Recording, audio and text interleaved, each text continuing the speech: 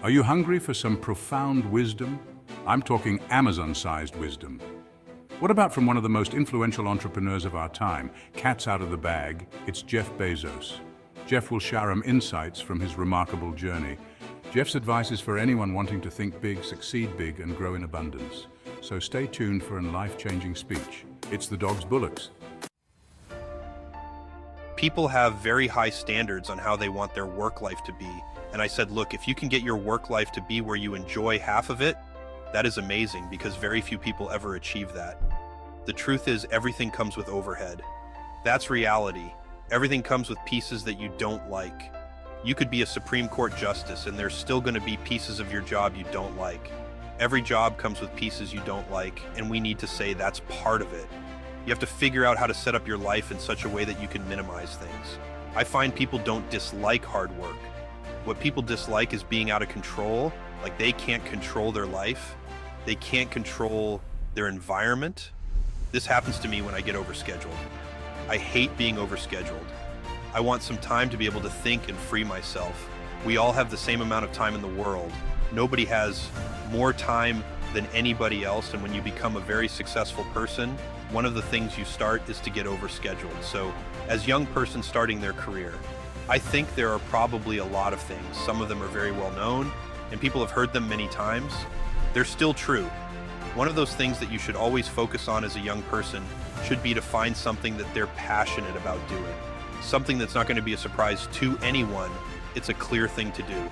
It's very hard. If you don't love your work, you're never going to be great at it.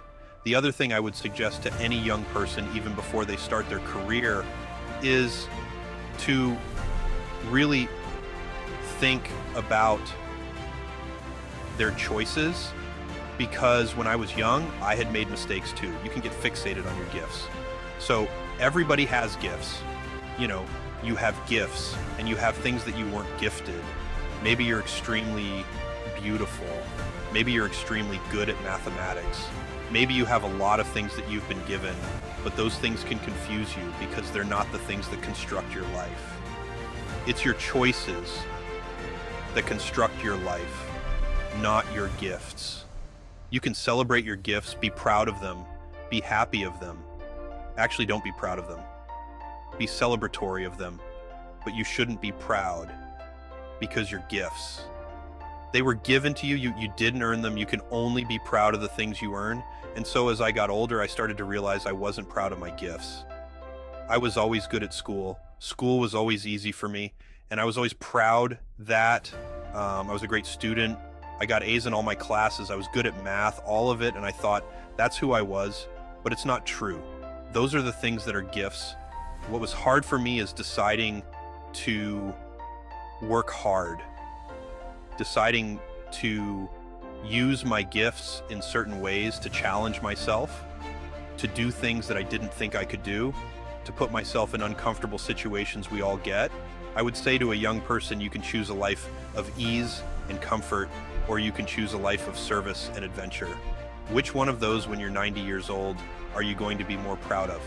My advice would be the same for any kind of entrepreneur, and that is make sure that you are focused on something you're passionate about. So if you look at the early internet companies, they were started and focused on doing something that they thought was very interesting. Long before the internet was fashionable in any way, you know, we were an underdog. Once again, we've been in business for 6 years, and there was exactly 1 year where we were not the underdog, and that was 1999. I like the underdog years because it makes you, I liked it when all the people we hired, parents told them they were crazy. That was the kind of the good era. Fortunately, it's back in 1999. You can't follow the fashion when you're trying to do a startup company, or I think really anything in life, but you have to as an entrepreneur. If you're going to build a company, pick something you think is interesting that has the intersection of genuinely creating real customer value, and then just stay right there and let the wave catch you, whatever it is that you want to do. There's going to be risk in your life, and risk is a necessary component of progress. You can make any pioneering movements in the world of any kind, whether they are the geographical, physical exploration that I've just been talking about, or whether it's a more cerebral exploration of a scientific field.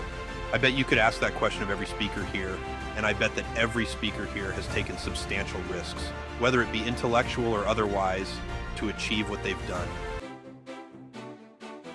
Jeff Bezos' speech offers a wealth of wisdom, from understanding the reality of work and the importance of passion, to recognizing that our choices, not our gifts, define us. Bezos reminds us that success comes from hard work, taking risks, and making thoughtful choices.